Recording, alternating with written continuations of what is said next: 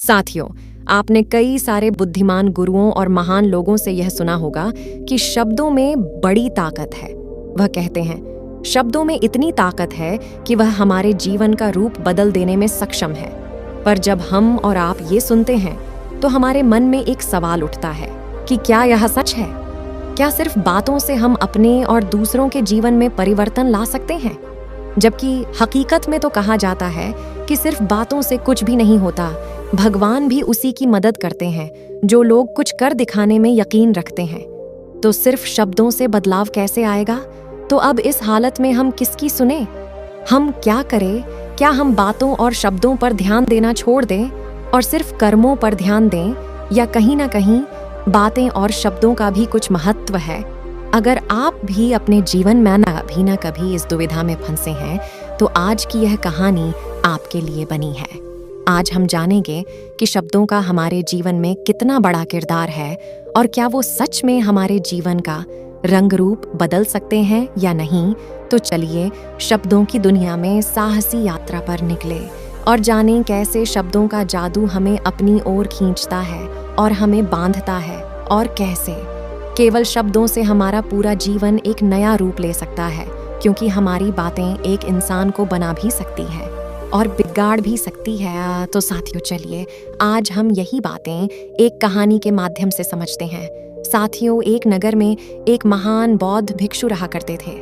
वह बहुत ज्ञानी थे और बहुत ही शांत स्वभाव के थे, और उनकी यह बात ही उनकी विशेषता भी थी। एक बार की बात है, ये बौद्ध भिक्षु नगरवासियों को उपदेश दे रहे थे। बौद्ध भिक्षु कह रहे थे कि शब्दों में जीवन बदलने की शक्ति होती है। अपने शब्दों से जीवन बदलो। हम जो भी शब्द अपने लिए या दूसरों के लिए कहते हैं, या जो भी बातें करते हैं, उस पर हमें ध्यान देना चाहिए। इतना कहकर बौद्ध भिक्षु ने अपना उपदेश समाप्त किया और वहां से चले गए। एक दिन वह बौद्ध भिक्षु एक मार्ग से होकर गुजर रहे थे। उसी मार्ग से मोहन गुजर रहा था। मोहन ने जब उन बौद्ध भिक्षु को देखा, तो वह जोर जोर से हंसने लगा और कहने लगा, अरे साधु महाराज, आप तो ढोंगी हैं। आपके उपदेशों में यह कहने से कि शब्दों में बड़ी ताकत है, आपकी बात सत्य नहीं हो जाएगी। ये सब सिर्फ बातें हैं। भला ऐसे कैसे हो सकता है कि शब्दों से हमारा जीवन बदल सकता है? उस युवक की सारी बातें उन भिक्षुओं ने ध्यानपूर्वक सुनी, और उसके बाद वह मुस्कुराते हुए मोहन से कहते हैं, बेटा, नाथ से ही तो ये दुनिया प्रकट हुई है, और अच्छे शब्दों के पीछे भी नाथ ही होता है, जो पूरा जीवन बदल देता है।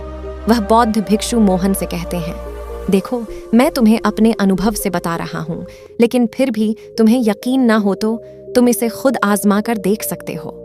उन बौद्ध भिक्षु की यह बात सुनकर मोहन थोड़ा सा गंभीर हो गया। मोहन काफी देर सोच विचार किया और उसके बाद उन बौद्ध भिक्षु से कहता है, हे गुरुवर, अगर ऐसी बात है तो आप मेरे साथ चलिए। मेरा छोटा भाई है जिसकी उम्र करीब 25 वर्ष है, और उसे ना जाने क्या हुआ है।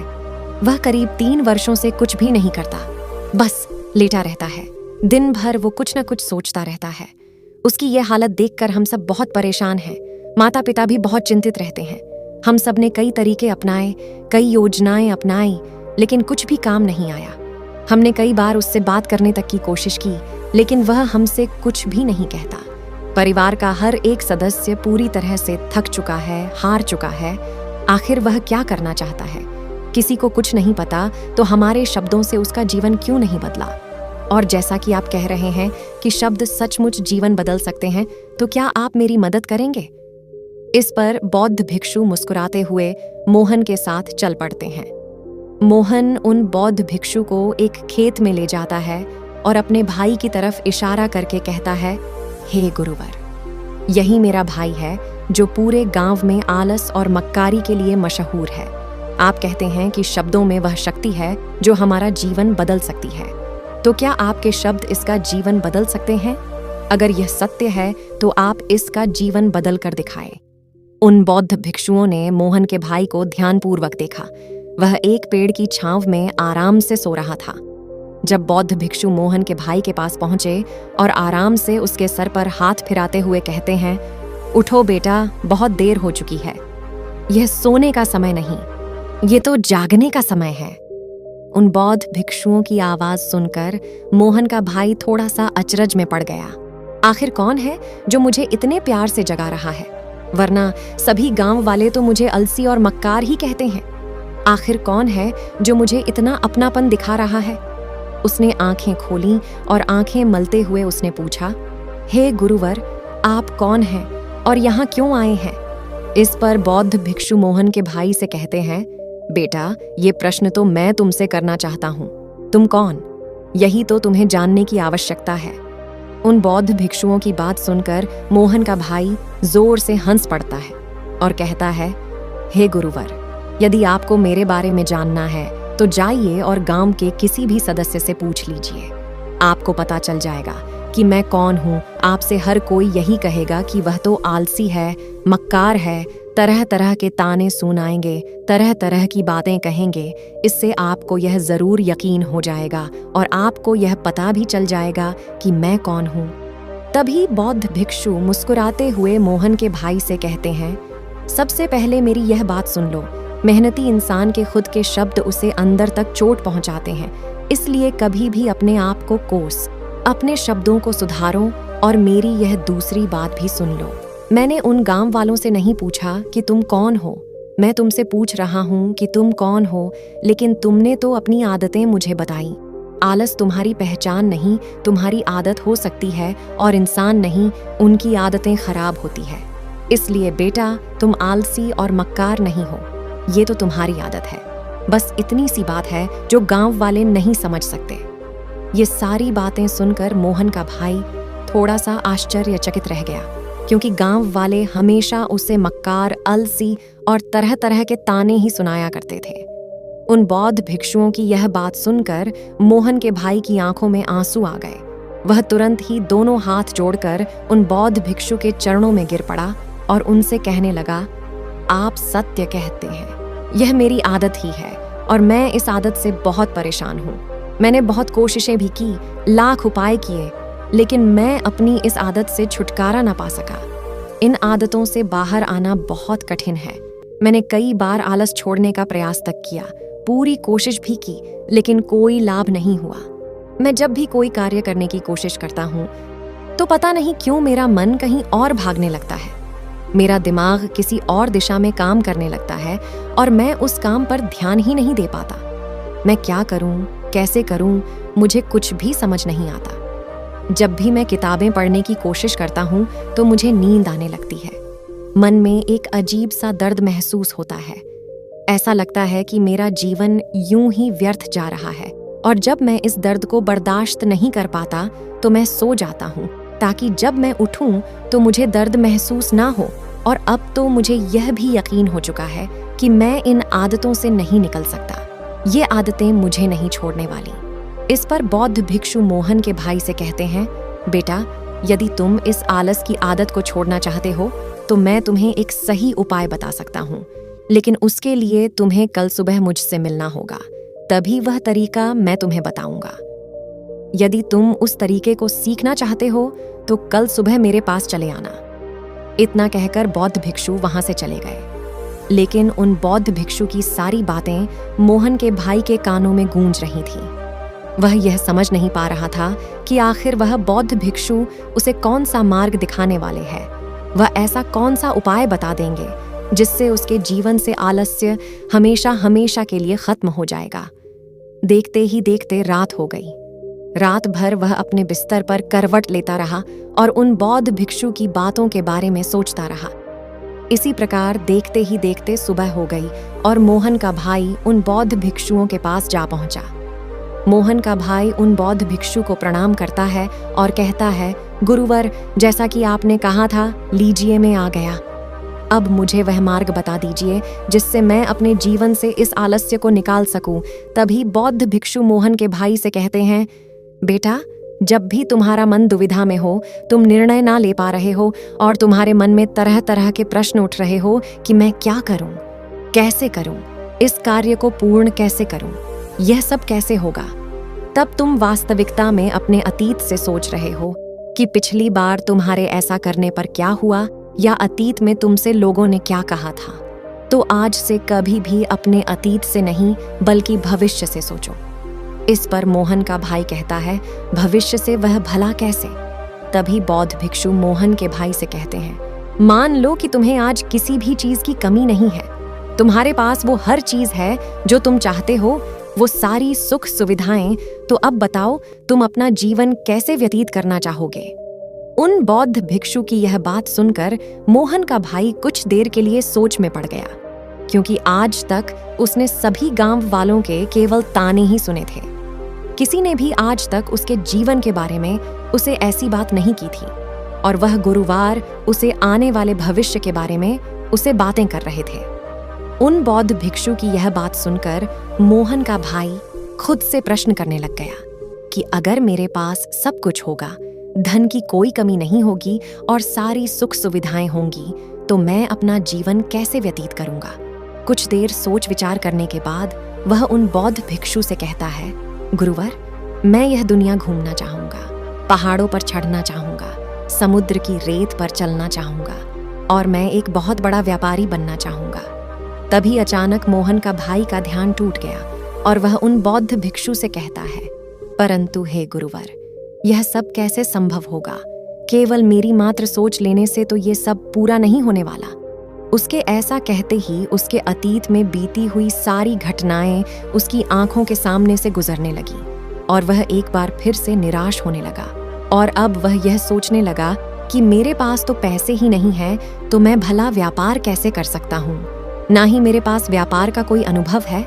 ऐसी स्थिति में मैं भला यहाँ से कैसे निकल सकता हूँ? मोहन के भाई के इस प्रश्न का जवाब देते हुए वह बौद्ध भिक्षु मोहन के भाई से कहते हैं, बेटा, हर रात में सोने से पहले तुम हर दिन अपना लक्ष्य एक कागज पर लिखो और सुबह उठकर सबसे पहले उस लक्ष्य को देखो और सोचो कि उस लक्ष्य को पाने के लिए तुम आज क्या कर सकते हो, और जो भी तुमने उस कागज पर लिखा होगा उस कार्य को उसी दिन पूरा करने की हर मुमकिन कोशिश करो। इस पर मोहन का भाई कहता है, ठीक है, आप सच कह रहे हैं, लेकिन जब मैं बहुत सोचने लगता हूँ तो मेरा मन बेचैन होने लगता है और मन में तरह तरह के विचार उठने लगते हैं, और इन विचारों को शांत करने के लिए सो जाता हूँ ताकि वह विचार मुझे परेशान न कर पाए। मोहन के भाई की इस समस्या का समाधान करते हुए वह बौद्ध भिक्षु मोहन के भाई से कहते हैं, बेटा, अंतर्मन की चाल को पकड़ो और शब्दों की मदद से नया भविष्य बनाओ। तभी मोहन का भाई कहता है, हे गुरुवर, आप क्या कहना चाहते हैं? मैं आपकी बात समझ नहीं पा रहा हूँ। इस पर बौद्ध भिक्षु मुस्कुराते हुए कहते हैं, बेटा, कैसे होगा ये जो सवाल है? ये सवाल नहीं बल्कि एक डर है जो तुम्हारे अंतर्मन में बैठा हुआ है, जो तुम्हें अगला कदम लेने से रोक रहा है, तुम्हें कदम आगे बढ़ने से रोक रहा है। यदि तुम वास्तविकता देखो तो किसी को भी नहीं पता होता कि वह कार्य कैसे होगा, लेकिन एक इंसान जब दृढ़ निश्चय कर लेता है तो वह अपने उद्देश्य को सामने रखकर लगातार प्रयास करता रहता है और वह अपनी सफलता प्राप्त कर ही लेता है। तभी मोहन का भाई उन बौद्ध भिक्षु से कहता है, हे गुरुवर, अगर ऐसी बात है तो मन में बार बार चिंता क्यों होती है? मन बार बार बेचैन क्यों हो उठता है? इस पर बौद्ध भिक्षु कहते हैं, बेटा, क्योंकि तुम्हें डर है कि तुम कमजोर हो, तुम्हारे अंतर्मन में बैठा है कि तुम में कुछ कमी है, तुम किसी काम के नहीं हो, और यही कारण है कि तुम कोशिश करने से डरते हो, क्योंकि तुम्हारा अंतर्मन हमेशा तुम्हें रोकता रहता है। जब भी तो कोई कार्य शुरू करना चाहते हो, तुम्हारा मन तुमसे पहले कह देता है, इससे आगे मत बढ़ना, अन्यथा तुम हार जाओगे, और इसी कारण तुम्हें चिंता होने लगती है, तुम्हारा मन बेचैन होने लगता है। तभी मोहन का भाई कहता है, गुरुदेव, आपने जो कुछ भी कहा वो बिल्कुल सत्य है, लेकिन अब आप ही मुझे बताइए कि मैं इस परेशानी से बाहर कैसे निकलूं। इसका जवाब देते हुए वो बौद्ध भिक्षु मोहन के भाई से कहते हैं, बेटा, इस समस्या का समाधान बहुत ही आसान और सरल है। तुमने देखा होगा कि अक्सर ही हम अपने आप को दोष देते रहते हैं, अपने आप को तरह तरह के अपशब्द कहते रहते हैं जो हमारे अंतर्मन में जाकर बैठ जाते हैं और वही हमें आगे बढ़ने से रोकते हैं। और इन शब्दों का हम पर बहुत गहरा प्रभाव भी पड़ता है, क्योंकि जैसा हम खुद से कहते हैं, जैसा हम बुरी भावनाओं के साथ सोचते हैं, हम वैसा ही बनते चले जाते हैं। इसलिए यदि तुम खुद को बदलना चाहते हो तो तुम्हें अपने अंतर्मन को नए संदेश देने की जरूरत है। जैसे कि मेरे शरीर का हर एक कण, हर एक हिस्सा, हर एक विचार शांति और ऊर्जा से भरा हुआ है। मैं दृढ़ संकल्प और आत्मविश्वास के साथ हर दिन के लक्ष्यों को पूरा करता हूँ। मैं अपने कमजोरी को अभ्यास में बदलता हूँ, चिंता को ध्यान में बदलता हूँ। मैं उत्साह और ऊर्जा से भरा हुआ लगातार अपने लक्ष्यों पर काम करता। ऐसे शब्द जब तुम खुद से कहोगे तो तुम शक्तिशाली महसूस करने लगोगे और तुम्हारी सारी चिंताएं खत्म होने लगेंगी, क्योंकि यही शब्दों की ताकत है। वह तुम वही बना देंगे जो तुम खुद से कहोगे। तुम जितनी भावना के साथ यह वाक्य बोलते हो उसे महसूस कर दे, उतनी ही भावनाओं से यह शब्द तुम पर असर करना शुरू कर देगा। धीरे धीरे यह शब्द तुम्हारे मन और व्यक्तित्व की सोच का हिस्सा बन जाएंगे। लेकिन मेरी एक बात याद रखना कि तुम्हारा अंतर्मन इतनी आसानी से हार नहीं मानने वाला। जब तुम आगे बढ़ोगे तो मौका मिलते ही वह तुम्हें पीछे खींचेगा। तुम्हारे अतीत के बीते हुए सारे कड़वे अनुभव तुम्हें याद दिलाएगा ताकि तुम डर जाओ और एक बार फिर से अपने लक्ष्य का पीछा करना छोड़ दो। लेकिन तुम्हें इसकी चिंता नहीं करनी। उन सकारात्मक शब्दों के कारण तुम्हारा मन सकारात्मक विचारों को स्वीकार करने लगेगा। आगे वह बौद्ध भिक्षु मोहन के भाई को चेतावनी देते हुए कहते हैं, मेरी एक बात और याद रखना कि तुम्हारा ध्यान आलस्य पर नहीं होना चाहिए। अर्थात तुम्हें कभी आलस नहीं मिटाना, बल्कि तुम्हें एक नए भविष्य का निर्माण करना है, एक नए व्यक्तित्व का निर्माण करना है। तुम्हारा पूरा ध्यान केवल इस पर ही होना चाहिए। उन बौद्ध भिक्षुओं की बात सुनकर मोहन का भाई कहता है, ठीक है गुरुवर, आप जैसा कहते हैं मैं वैसा ही करूंगा। तभी वह बौद्ध भिक्षु मोहन के भाई से कहते हैं, बेटा अभी तो मैं इस गांव से जा रहा हूं, लेकिन कुछ सालों के बाद मैं वापस आऊंगा। इतना कहकर बौद्ध भिक्षु वहां से चले गए और मोहन का भाई अपने घर लौट गया। लेकिन अब मोहन के भाई के मन में तरह तरह के विचार चल रहे थे। मोहन का भाई यह सोच रहा था कि अगर मैं अपनी मनपसंद जिंदगी जीने लगूंगा, अगर मैं दुनिया घूमने लगा, नए लोगों से मिलने लगा और अपनी पसंद का काम करने लगा, तो मेरी जिंदगी कैसी होगी। उस बात को ध्यान करके उसने एक कागज पर अपना लक्ष्य लिखा और लिखकर सो गया। अगली सुबह जब उसकी आंखें खुलीं तो उसने उस पेपर पर लिखा हुआ लक्ष्य एक बार दोहराया। उसके बाद वह कुछ देर के लिए शांत हो गया। तभी उसे उन बौद्ध भिक्षु की बात याद आई कि तुम अपने लक्ष्य के लिए आज क्या कर सकते हो। उसने खुद से सवाल किया कि मैं आज अपने इस लक्ष्य को प्राप्त करने के लिए क्या कर सकता हूँ। तभी उसे एक बार फिर से उस पेपर की तरफ ध्यान दिया। उस पेपर पर लिखा था कि मैं बाजार जाता हूँ और लोग व्यापार करने की कौन सी चीजें, कौन से सामान लेकर आते हैं। मैं उन चीजों को देखता, उन चीजों को पता करता है। वो पढ़ने के बाद तुरंत ही बाजार चला गया। वो अलग अलग दुकानों पर बैठा उसने देखा, लेकिन उसे कुछ समझ नहीं आ रहा था, क्योंकि लोग अलग अलग व्यापार कर रहे थे, अलग अलग तरह की चीजें और सामान ले रहे थे और किसी ने उसकी कोई मदद नहीं की। वह बहुत उदास हो गया और निराश होकर वापस घर लौट आया। तभी मोहन के भाई को उन बौद्ध भिक्षु की एक और बात याद आई। शब्दों में बहुत ताकत है और शब्द हमारा जीवन बदल सकते हैं। उसे वह सकारात्मक विचार याद आए। वह उन्हें सुबह शाम दोहराने लगा और अब से वह हर दिन ऐसा ही करता। देखते ही देखते 1 महीना बीत चुका था, लेकिन अब तक उसके जीवन में कोई बदलाव नहीं आया था। अब मोहन का भाई ये सोचकर निराश होने लगा था कि उसके जीवन में तो कुछ भी परिवर्तन नहीं हो रहा, लेकिन 1 महीने के बाद उसे महसूस हो रहा था कि वह पहले से अच्छा महसूस कर रहा है। उसका दिमाग अब अच्छी तरह से सोच पा रहा है। वह पहले से ज्यादा चलने फिरने लगा है। धीरे धीरे उसे समझ में आने लगा कि जो लोग आगे बढ़ते हैं, महान काम करते हैं, उनकी सोच में कितना अंतर होता है। वे लोग हमेशा शक्तिशाली विचार सोचते हैं। दूसरों की छोटी सोच और डर से वह कभी प्रभावित नहीं होते। जब भी उनके सामने कोई मुश्किल आ पड़ती है तो वह घबराते नहीं, बल्कि उस समस्या का समाधान निकालते हैं।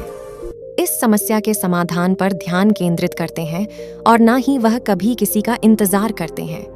वह केवल खुद पर विश्वास करते हैं और तुरंत ही कदम आगे बढ़ाते हैं। जब मोहन के भाई को ये सारी बातें समझ में आने लगीं, तो उसने भी धीरे धीरे अपने कदम आगे बढ़ाने शुरू किया। उसने बिल्कुल वैसा ही व्यवहार करना शुरू किया। अब से वह कभी खाली नहीं बैठता था। जब भी उसका मन करता तो वो बाजार जाता और लोगों के बारे में जानता समझता कि वो किस प्रकार व्यापार कर रहे हैं, कौन सी चीजें खरीद रहे हैं और किन चीजों पर उन्हें लाभ हो रहा है। और जब उसका मन करता तो अपने पिता की मदद भी करता था। वह अपने पिता के साथ मंडी में जाता, वहां पर जाकर मोल भाव करता, हमेशा कुछ न कुछ सीखने में ही जुटा रहता है। तभी एक दिन गांव में एक मसाले का व्यापारी आया। उसे कुछ पढ़े लिखे नौजवानों की जरूरत थी जो माल की गिनती कर सके और हिसाब रखने का काम कर सके। मोहन का भाई अपने लक्ष्य को जानता था कि उसे क्या पाना है। उसे समझ में आ गया था कि इस काम से उसे बहुत कुछ सीखने को मिलेगा। बेहिचक उस सेठ के पास पहुंच गया। वह जानता था कि उसे उस काम के बहुत कम पैसे मिलेंगे, लेकिन फिर भी वह उस काम को करने के लिए तैयार था। अब मोहन की भाई की सोच पूरी तरह से बदल चुकी थी। अब वह बाकी लोगों की तरह नहीं सोचता था, बहुत ईमानदार और समझदारी से काम करता था। देखते ही देखते करीब 3 महीने बीत गए और अब व्यापारी यह समझ चुका था कि नौजवान बहुत ही समझदार है और वह उसे व्यापार में बहुत मदद करता है। इसलिए उस मसाले के व्यापारी ने मोहन के भाई को अपना सहायक बना लिया। उस व्यापारी ने देखा कि मोहन के भाई की दिनचर्या सबसे अलग है। ये हर दिन पढ़ता है, लिखता है, सुबह उठकर ध्यान करता है, नई चीजें सीखता है, परेशानी आई तो भी विचलित नहीं होता। ये सबसे सम्मान से बात करता है, सबका आदर करता है। देखते ही देखते 1 साल बीत चुके थे और अब तो व्यापारी उस नौजवान से बहुत खुश था। उसने धीरे धीरे उस नौजवान को के सारे गुण सिखा दिए और देखते ही देखते मोहन के भाई अब एक छोटा सा व्यापारी बन चुका था। और जब मोहन के भाई के अंदर व्यापार की समझ आ गई तो उसने जड़ी बूटियों का व्यापार शुरू कर दिया और देखते ही देखते केवल कुछ ही वर्षों में उस नगर का सबसे बड़ा व्यापारी बन गया। लोग उसे सबसे बड़े व्यापारी के नाम से जानने लगे। उसकी नाम दूर दूर तक फैलने लगी। करीब 5 वर्षों बाद जब वह वापस अपने घर लौटा तो लोग बहुत हैरान थे। उसे देखकर लोग बहुत अचंभित थे। उसके सारे जानने वालों ने मोहन के भाई से पूछा, तुम इतना कैसे बदल गए? तब उसने कहा, उन गुरु ने सच ही कहा था, शब्दों से हम जीवन बदल सकते हैं। तो दोस्तों, मैं उम्मीद करती हूँ इस वीडियो से आपको बहुत कुछ सीखने को मिला होगा। अपनी राय कमेंट बॉक्स में दें। फिर मिलते हैं अगले वीडियो में।